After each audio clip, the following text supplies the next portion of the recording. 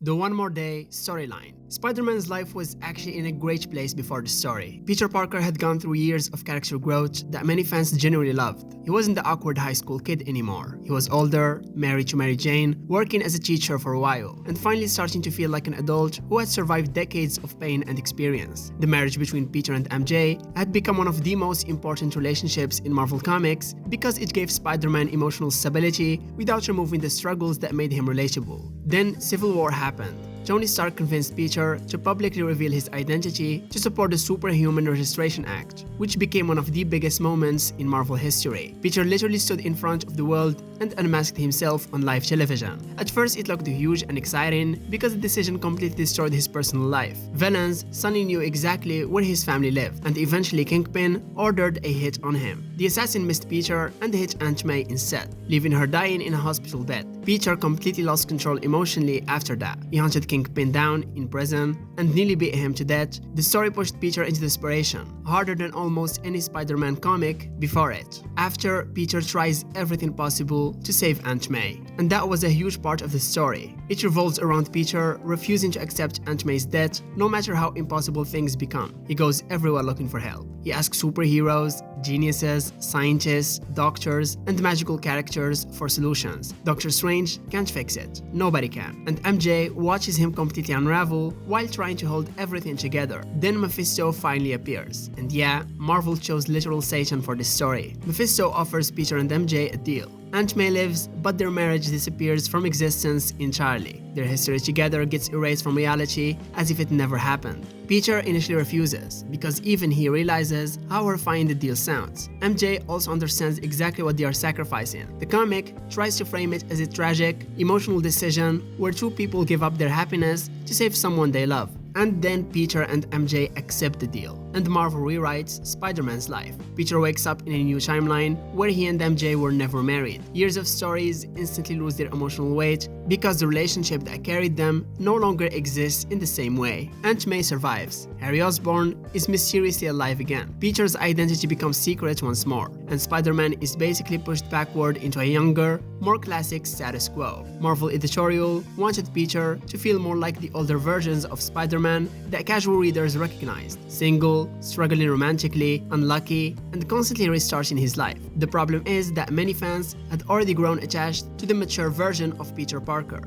Watching decades of development vanish through a magical devil contract felt unbelievably forced. The Mephisto deal became infamous because it made Spider-Man look emotionally weak, at a moment where fans wanted him to face tragedy like an adult. The backlash to One More Day was massive, and honestly never fully disappeared. Even now, almost 20 years later, fans still bring it up constantly whenever Spider-Man comics become controversial. And since then, Marvel has repeatedly teased reunions between Peter and MJ while constantly pulling them apart again, which leads to the introduction of Paul Robin and replacing Peter in modern Spider-Man comics. Marvel actually started the run with a giant mystery around Peter. The 2022 Amazing Spider-Man comic immediately confused readers because it opened with Peter Parker's entire life already destroyed. Everyone was angry at him. The Fantastic Four didn't trust him anymore. Aunt May barely wanted to speak to him. MJ had moved on. Peter looked exhausted, isolated, and emotionally broken before readers even understood what happened. Marvel clearly wanted a big mystery hook where fans would slowly uncover the truth behind what did Peter do and why his relationships collapsed. At first, people were interested because Spider-Man's stories can work really well when Peter is pushed into disaster mode. The problem came when the mystery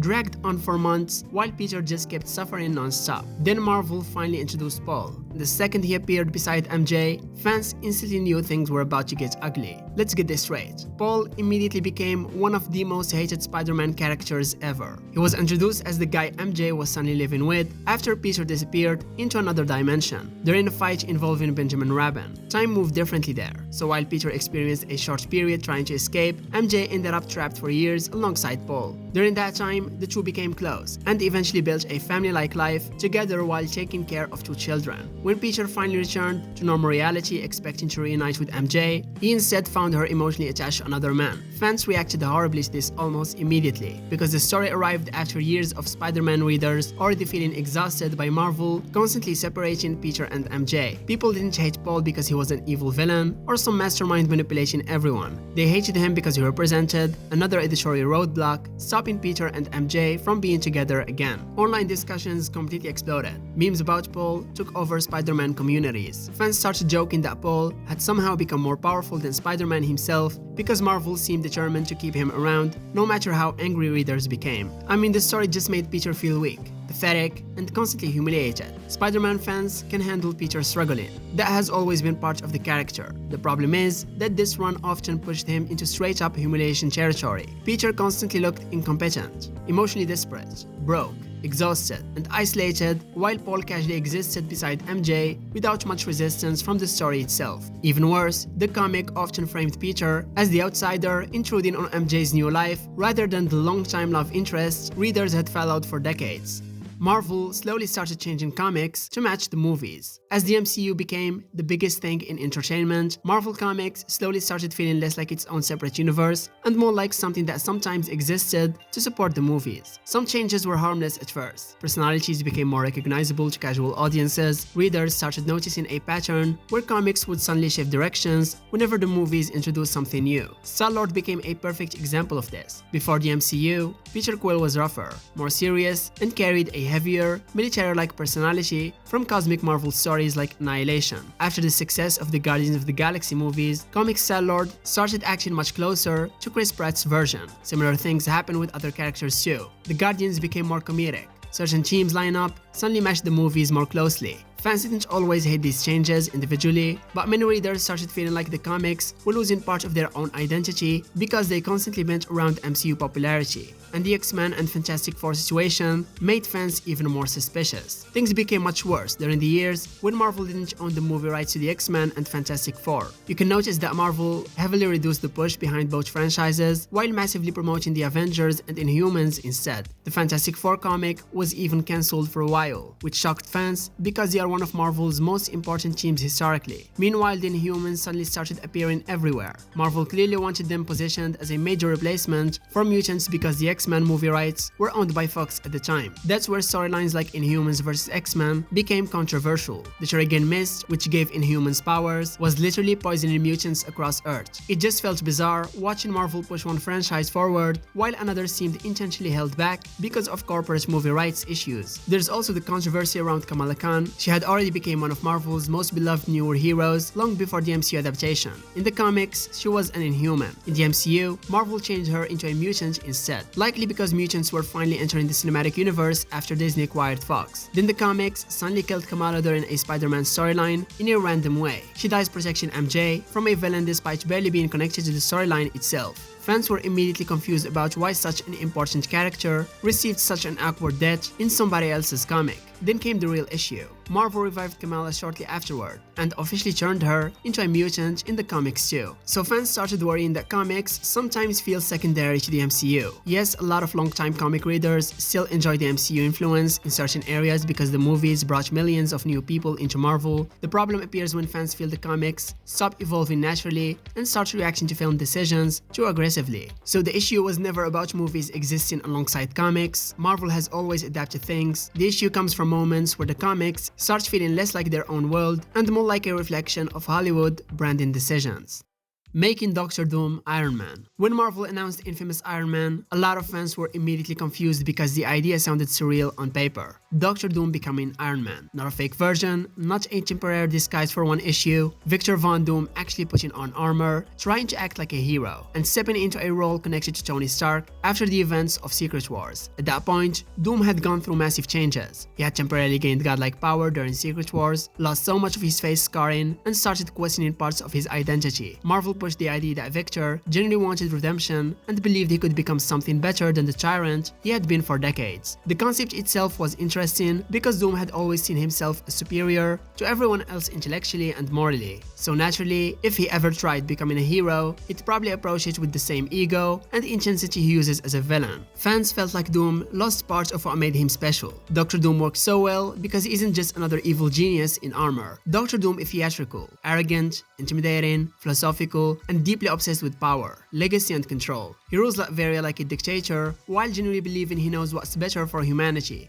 And that mix of intelligence, pride, and twisted nobility is what made him legendary in the first place. So when Marvel started portraying him as a more heroic figure wearing Iron Man-style armor and helping people, the character lost part of his intimidation aura. Villains becoming anti-heroes can absolutely work sometimes, but Doom occupies a very specific place in Marvel lore. He's supposed to feel larger than life, watching him fly around trying to solve crimes while occasionally acting closer to Tony Stark than Victor Von Doom. That's just bizarre. But that's not new to Marvel. Marvel sometimes has a trend of turning every popular villain into a morally grey anti-hero eventually. Just look at Magneto, Loki, Venom, Emma Frost, and many others. They had already gone through similar shifts at different points. So seeing Doom join that list, it kinda felt like Marvel was softening one of its greatest antagonists too much. Character assassination for shock value. One of the biggest criticisms modern Marvel gets is how often heroes suddenly start acting wildly out of character during major events. Writers usually want conflict big enough to shake the entire universe, and one of the fastest ways to create that tension is by making heroes turn against each other or make morally questionable decisions. The problem is that these stories sometimes push characters so far that readers barely recognize them anymore. Fans understand that superheroes should have flaws. That's part of what makes Marvel interesting. But there's a difference between flawed decisions and completely reshaping a character's personality just to force an event storyline forward. And the worst part, the emotional damage from these stories often stayed attached to the character long after the event itself ended. Probably the most famous example is Iron Man during Civil War. Tony Stark began the story supporting superhuman registration after a disaster kills hundreds of civilians, which already creates understandable tension. But as the event continues, Marvel pushes Tony further and further into darker territory. He helps create a prison in the negative zone for unregistered heroes. He supports hunting down former allies. A clone Thor kills Goliath. During the conflict, Spider-Man gets manipulated after trusting him, and by the end of the story, Tony barely resembled the hero he used to be. So the problem wasn't just that Tony opposed Captain America. The conflicts between heroes can be interesting. The issue came from how aggressively Marvel escalated his actions to ensure readers viewed him as part of the problem. And Civil War II and other events made things even worse. Marvel kept repeating this formula. Carol Danvers starts using a precognitive inhuman to arrest people before crimes even happen. And as the story escalates, heroes begin fighting each other again. Trust completely collapses, and characters starts making decisions that contradicted their core personalities. Carol received enormous backlash because Marvel positioned her as increasingly aggressive and unwilling to back down, even when innocent people got hurt. Similar problems appeared across other events too. Beast slowly transformed from a compassionate genius into someone willing to manipulate timelines and endanger reality. Professor X became obsessed with hiding massive secrets from everyone around him. Doctor Strange and the Illuminati casually made morally horrifying decisions during incursions. Even characters like Captain America ended up compromised during Secret Empire when Marvel turned him into a Hydra agent. So we are watching heroes repeatedly pushed into darker and darker behavior just to manufacture shocking twists. And when you constantly twist those characters into extreme versions of themselves for temporary event drama, you feel disconnected from the stories. I mean, shock value can absolutely work when it grows naturally from character development, but Marvel increasingly treated shocking behavior like a shortcut to instant hype. And the result is that many major Marvel events are remembered less for their storytelling and more for how badly they damage certain characters' reputations. The death obsession. Back in older Marvel comics, a major character death felt shocking because it was rare and emotionally heavy. When someone died, you genuinely believed it could last forever. Stories like the Dark Phoenix saga or the death of Captain Marvel hit incredibly hard because Marvel treated death with seriousness and long-term emotional consequences. Characters mourned, entire teams changed, readers spent years processing what happened. Even Uncle Ben's death became one of the most important foundations in comic history because it permanently shaped Peter Parker's worldview. Writers understood that losing a character should emotionally impact both the story and the audience. Then Marvel realized deaths generate massive hype. Yeah, Marvel discovered that killing major characters created enormous attention and boosted sales immediately. Superman's famous death at DC also influenced the industry massively because publishers saw how much media attention these moments could generate, and Marvel leaned harder and harder into the formula. Big headlines like the death of Spider-Man, death of Wolverine, Captain America assassinated, or the death of Doctor Strange revenge became regular marketing strategies, so you just stopped believing any of it. Heroes would die dramatically, emotional tributes would happen for a few months, and eventually the character returned through cloning, resurrection, multiverse tricks, time travel, magic, cosmic forces, or some hidden survival reveal. After enough fake-outs, the emotional impact started disappearing. Fans began joking that dying in Marvel Comics was basically a temporary vacation rather than a meaningful ending. When you know almost everybody eventually comes back, dramatic sacrifices stop carrying the same emotional weight. Jean Grey alone has died and returned so many times that it became a running joke among comic fans. Wolverine had an enormous death storyline that Marvel heavily promoted, only for him to return later anyway. Even entire universes collapse now, without readers fully believing the consequences will last. The Krakoa era pushed resurrection even further by literally turning mutant resurrection into a normal system. While some fans found the concept fascinating philosophically, others felt it completely destroyed the fear of death within X-Men stories because characters would simply come back repeatedly through mutant technology. The interesting thing is readers don't hate character deaths themselves. Fans still praise deaths when they feel meaningful, emotionally earned, and important to the character's journey. The frustration appears when death started feeling like a temporary marketing gimmick instead of a genuine storytelling decision. Marvel created an environment where survival almost feels guaranteed for major characters, no matter how catastrophic the situation becomes,